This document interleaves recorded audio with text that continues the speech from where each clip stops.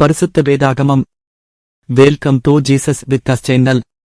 பயப்படாதே என்று கூறிய இயேசு, நான் உங்களுடன் இருக்கிறேன். நன்றி தந்தையே, நாங்கள் உமது பெயரை நம்புகிறோம். எங்கள் குடும்பத்திற்காக ஜெபிக்கிறோம். எங்கள் பிரார்த்தனைகளுக்கு பதிலளிக்கும் கடவுள் நீங்கள். கடவுளே, எங்கள் துக்கங்கள், கஷ்டங்கள், நோய்கள், வேதனைகள், நாங்கள் ஏமாற்றம் அடைந்தால் அனைத்தையும் உமக்கே அர்ப்பணிக்கிறோம். இயேசுவின் நாமத்தில் கட்டளையிடுவதன் மூலம் முடியாத காரியங்களைச் செய்யும் வல்லமை ஜெபத்திற்கு உண்டு. நீங்கள் முதல் முறையாக எங்கள் சேனலுக்கு வருகிறீர்கள் என்றால் தயவு செய்து சப்ஸ்கிரைப் செய்யவும். இந்த வீடியோவை உங்கள் நண்பர்களுக்கு தெரிந்தவர்களுடன் பகிர்ந்து கொள்ளுங்கள். ஆதியாகமம் அதிகாரம் 23. சாராள் 127 வருஷம் உயிரோடு இருந்தால். இவ்வளவே சாராளுடைய வயது. கானான் தேசத்திலுள்ள எபிரேன் என்னும் கீரியாத் அர்பாவிலே சாராள் மரித்தாள். அப்பொழுது ஆபிரகாம் வந்து சாராளுக்காக புலம்பி அழுதான். பின்பு ஆபிரகாம் பிரேதம் இருந்த இடத்திலிருந்து எழுந்து போய் ஏத்தின் புத்திரரோடே பேசி, நான் உங்களிடத்தில் அன்னி என்னும் பரதேசியுமாயிருக்கிறேன். என்னிடத்தில் இருக்கிற இந்த பிரேதம் என் கண்முன் இராதபடிக்கு நான் அதை அடக்கம் பண்ணுவதற்கு உங்களிடத்தில் எனக்கு சொந்தமாக ஒரு கல்லறை பூமியை தர வேண்டும் என்றான்.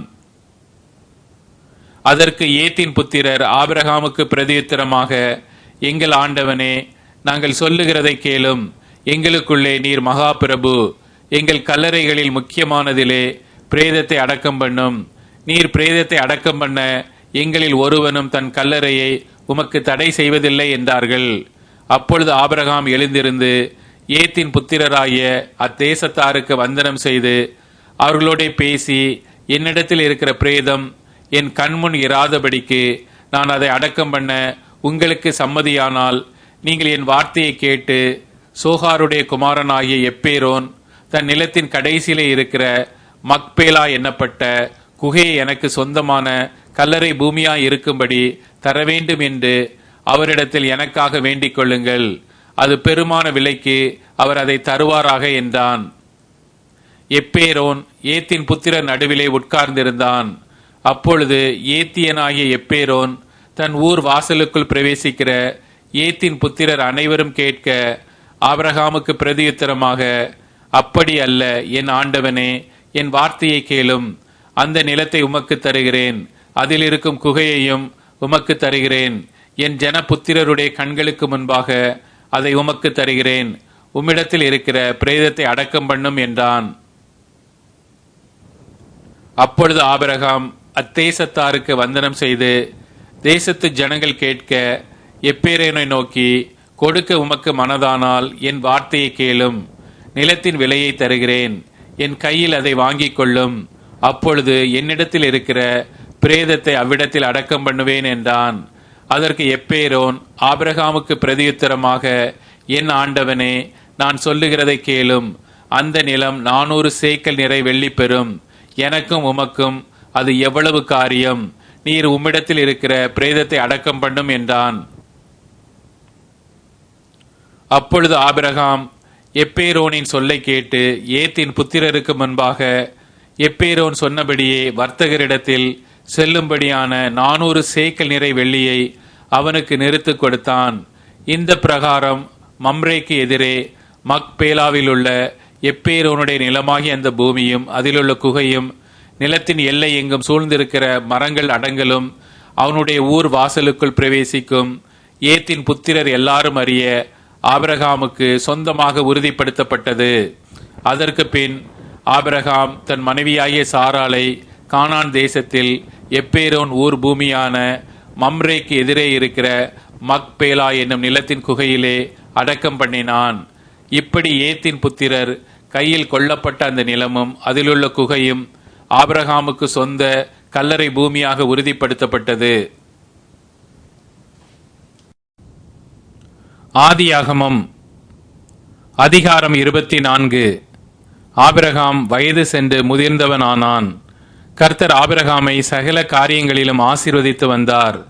அப்பொழுது ஆபிரகாம் தன் வீட்டில் உள்ளவர்களில் வயதில் மூத்தவனும் தனக்கு உண்டான எல்லாவற்றிற்கும் அதிகாரியுமாகிய தன் ஊழியக்காரனை நோக்கி, நான் குடியிருக்கிற கானானியருடைய குமாரத்திகளில் நீ என் குமாரனுக்கு பெண் கொள்ளாமல் நீ என் தேசத்துக்கும் என் இனத்தாரிடத்திற்கும் போய் என் குமாரனாகிய ஈசாக்குக்கு பெண் கொள்வேன் என்று வானத்துக்கு தேவனும் பூமிக்கு தேவனுமாகிய கர்த்தர் பேரில் எனக்கு ஆணையிட்டு கொடுக்கும்படிக்கு நீ உன் கையை என் தொடையின் கீழ் வை என்றான். அதற்கு அந்த ஊழியக்காரன், அவ்விடத்து பெண் என் பின்னே இந்த தேசத்திற்கு வர மனதில்லாதிருந்தால் நீர் விட்டு வந்த தேசத்திற்கு தானே உம்முடைய குமாரனை மறுபடியும் அழைத்து கொண்டு போக வேண்டுமோ என்று கேட்டான். அதற்கு ஆபிரகாம், நீ என் குமாரனை மறுபடியும் அங்கே அழைத்து கொண்டு போகாதபடிக்கு எச்சரிக்கையாயிரு. என்னை என் தகப்பனுடைய வீட்டிலும் என் இனத்தார் இருக்கிற தேசத்திலும் இருந்து அழைத்து வந்தவரும் உன் சந்ததிக்கு இந்த தேசத்தை தருவேன் என்று எனக்கு சொல்லி ஆணையிட்டவருமான வானத்துக்கு தேவனாகிய கர்த்தர், நீ அங்கே இருந்து என் குமாரனுக்கு ஒரு பெண்ணை கொண்டு வரும்படிக்கு தம்முடைய தூதனை உனக்கு முன்பாக அனுப்புவார். பெண் உன் பின்னே வர மனதில்லாதிருந்தாலே ஆகில் அப்பொழுது நீ இந்த என் ஆணைக்கு நீங்களாயிருப்பாய். அங்கே மாத்திரம் என் குமாரனை மறுபடியும் அழைத்து கொண்டு போக வேண்டாம் என்றான். அப்பொழுது அந்த ஊழியக்காரன் தன் கையை தன் எஜமானாகிய ஆபிரகாமுடைய தொடையின் கீழ் வைத்து இந்த காரியத்தை குறித்து அவனுக்கு ஆணையிட்டு கொடுத்தான். பின்பு அந்த ஊழியக்காரன் தன் எஜமானுடைய ஒட்டகங்களில் 10 ஒட்டகங்களை தன்னுடனே கொண்டு போனான். தன் எஜமானுடைய சகலவித உச்சிதமான பொருட்களும் அவன் கையில் இருந்தன. அவன் எழுந்து புறப்பட்டு போய் மெசொப்பொத்தாமியாவிலே நாகூருடைய ஊரில் சேர்ந்து ஊருக்கு புறம்பே ஒரு தண்ணீர் துறவண்டையிலே தண்ணீர் மொள்ள ஸ்திரீகள் புறப்படுகிற சாயங்கால வேளையிலே ஒட்டகங்களை மடக்கி தனக்குள்ளே சொல்லிக் கொண்டது என்னவென்றால், என் எஜமானாகிய ஆபிரகாமுக்கு தேவனாயிருக்கிற கர்த்தாவே, இன்றைக்கு நீர் எனக்கு காரியம் சித்திக்க பண்ணி என் எஜமானாகிய ஆபிரகாமுக்கு தயவு செய்தருளும். இதோ நான் இந்த தண்ணீர் துறவண்டையிலே நிற்கிறேன். இந்த ஊராருடைய பெண்கள் தண்ணீர் மொள்ள புறப்பட்டு வருவார்களே. நான் குடிக்க உன் குடத்தை சாய்க்க வேண்டும் என்று நான் சொல்லும்போது குடி என்றும் உன் ஒட்டகங்களும் குடிக்கும்படி வார்ப்பேன் என்றும் சொல்லும் பெண் எவளோ அவளே நீர் உம்முடைய ஊழியக்காரனாகிய ஈசாக்குக்கு நியமித்தவளாயிருக்கவும் என் எஜமானுக்கு அனுக்கிரகம் செய்தீர் என்று நான் அதனாலே அறியவும் செய்தருளும் என்றான். அவன் இப்படி சொல்லி முடிக்கும் முன்னே, இதோ ஆபிரகாமுடைய சகோதரனாகிய நாகோரின் மனைவி மில்காலுடைய குமாரனாயிருக்கிற பெத்துவேலுக்கு பிறந்த ரெபேக்கால் குடத்தை தோள்மேல் வைத்துக்கொண்டு புறப்பட்டு வந்தாள். அந்த பெண் மகா ரூபவதியும் புருஷனை அறியாத கன்னிகையுமாயிருந்தாள். அவள் துறவில் இறங்கி தன் குடத்தை நிரப்பிக்கொண்டு ஏறி வந்தாள். அப்பொழுது அந்த ஊழியக்காரன் அவளுக்கு எதிர்கொண்டோடி, உன் குடத்தில் இருக்கிற தண்ணீரில் கொஞ்சம் குடிக்க தர வேண்டும் என்றான். அதற்கு அவள், குடியும் என் ஆண்டவனே என்று சீக்கிரமாய் குடத்தை தன் கையில் இறக்கி கொண்டு அவனுக்கு குடிக்க கொடுத்தாள். கொடுத்த பின், உம்முடைய ஒட்டகங்களும் குடித்து தீரு மட்டும் அவைகளுக்கு மொண்டு வார்ப்பேன் என்று சொல்லி சீக்கிரமாய் தன் குடத்து தண்ணீரை தொட்டியிலே ஊற்றிவிட்டு இன்னும் மொண்டு வர துறவண்டையில் ஓடி அவனுடைய ஒட்டகங்களுக்கெல்லாம் மொண்டு வார்த்தாள். அந்த மனிதன் அவளை குறித்து ஆச்சரியப்பட்டு, கர்த்தர் தன் பிரயாணத்தை வாக்கிய பண்ணினாரோ இல்லையோ என்று அறியும் பொருட்டு மௌனமாயிருந்தான். ஒட்டகங்கள் குடித்து தீர்ந்தபின் அந்த மனிதன் 1/2 சேக்கல் எடையுள்ள பொற்காதனியையும் அவள் கைகளுக்கு 10 சேக்கல் எடை பொன்னுள்ள 2 கடகங்களை எடுத்து கொடுத்து, நீ யாருடைய மகள் எனக்கு சொல்ல வேண்டும். நாங்கள் உன் தகப்பன் வீட்டிலே ராத்தங்க இடம் உண்டா என்றான். அதற்கு அவள், நான் நாகூருக்கு மில்கால் பெற்ற குமாரனாகிய பெத்துவேலின் மகள் என்று சொன்னதுமன்றி எங்களிடத்தில் வைக்கலும் தீவனமும் வேண்டிய மட்டும் இருக்கிறது, ராத்தங்க இடமும் உண்டு என்றாள். அப்பொழுது அந்த மனிதன் தலை குனிந்து கர்த்தரை பணிந்து கொண்டு, என் எஜமானாகிய ஆபிரகாமின் தேவனாயிருக்கிற கர்த்தருக்கு ஸ்தோத்திரம். அவர் தம்முடைய கிருபையையும் தம்முடைய உண்மையையும் என் எஜமானை விட்டு நீக்கவில்லை. நான் பிரயாணம் பண்ணி வருகையில் கர்த்தர் என் எஜமானுடைய சகோதரர் வீட்டுக்கு என்னை அழைத்து கொண்டு வந்தார் என்றான். அந்த பெண் ஓடி இந்த காரியங்களை தன் தாயின் வீட்டில் உள்ளவர்களுக்கு அறிவித்தாள். ரெபேக்காளுக்கு ஒரு சகோதரன் இருந்தான். அவனுக்கு லாபான் என்று பேர். அந்த லாபான் வெளியே துறவண்டையில் இருந்த அந்த மனிதனிடத்திற்கு ஓடினான். அவன் தன் சகோதரி தரித்திருந்த அந்த காதணியையும் அவள் கைகளில் போட்டிருந்த கடகங்களையும் பார்த்து, இன்னபடி அந்த மனிதன் என்னோட பேசினான் என்று தன் சகோதரி ரெபேக்காள் சொன்ன வார்த்தைகளை கேட்ட மாத்திரத்தில் அந்த மனிதனிடத்தில் வந்தான்.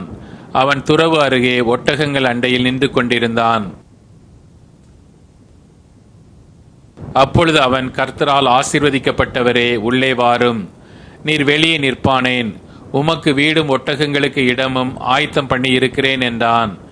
அப்பொழுது அந்த மனிதன் வீட்டுக்கு போனான். லாபான் ஒட்டகங்களில் கட்டவிழ்த்து ஒட்டகங்களுக்கு வைக்கோலும் தீவனமும் போட்டு அவனும் அவனோட வந்தவர்களும் தங்கள் கால்களை கழுவிக்கொள்ள தண்ணீர் கொடுத்தான். பின்பு அவனுக்கு முன்பாக போஜனம் வைக்கப்பட்டது.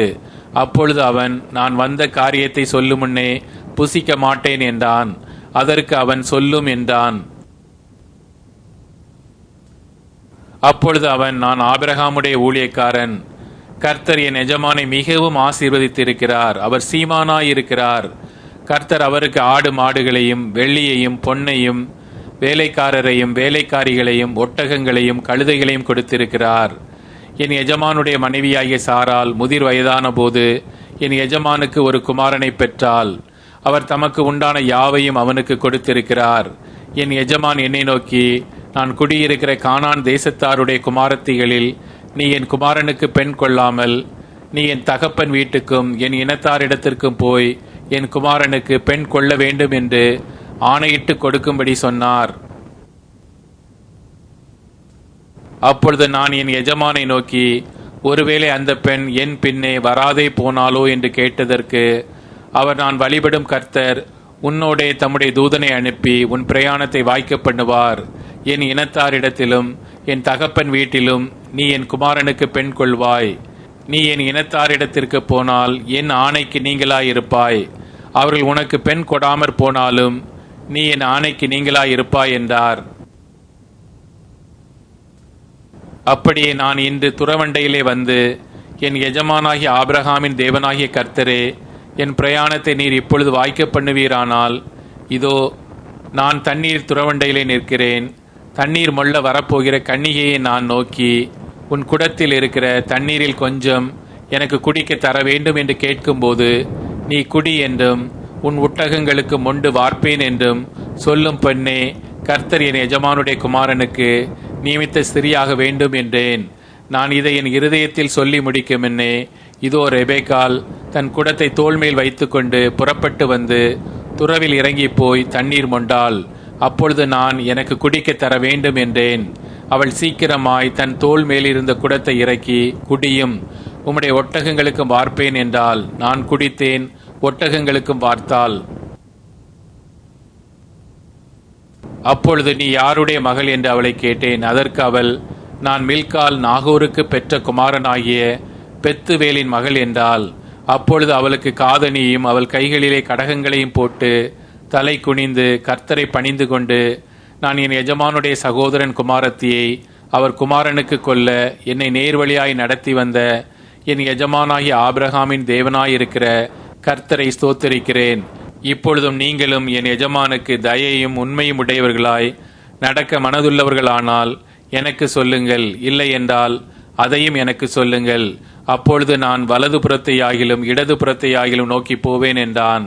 அப்பொழுது லாபானும் பெத்துவேலும் பிரதியுத்தரமாக, இந்த காரியம் கர்த்தரால் வந்தது. உமக்கு நாங்கள் நலம் புலம் ஒன்றும் சொல்லக்கூடாது. இதோ ரெபேக்காள் உமக்கு முன்பாக இருக்கிறாள். கர்த்தர் சொன்னபடியே அவள் உமது எஜமானுடைய குமாரனுக்கு மனைவியாகும்படிக்கு அவளை அழைத்து கொண்டு போம் என்றார்கள். ஆபிரகாமின் ஊழியக்காரன் அவர்கள் வார்த்தைகளை கேட்டபோது தரை மட்டும் குனிந்து கர்த்தரை பணிந்து கொண்டான். பின்பு அந்த ஊழியக்காரன் வெள்ளியுடைமைகளையும் பொன்னுடைமைகளையும் வஸ்திரங்களையும் எடுத்து ரெபேக்காளுக்கு கொடுத்ததுமன்றி அவருடைய சகோதரனுக்கும் தாய்க்கும் சில உச்சிதங்களையும் கொடுத்தான். பின்பு அவனும் அவனோடு இருந்த மனிதரும் புசித்து குடித்து ராத்தங்கினார்கள். காலையிலே எழுந்திருந்து அவன், என் எஜமானிடத்திற்கு என்னை அனுப்பிவிடுங்கள் என்றான்.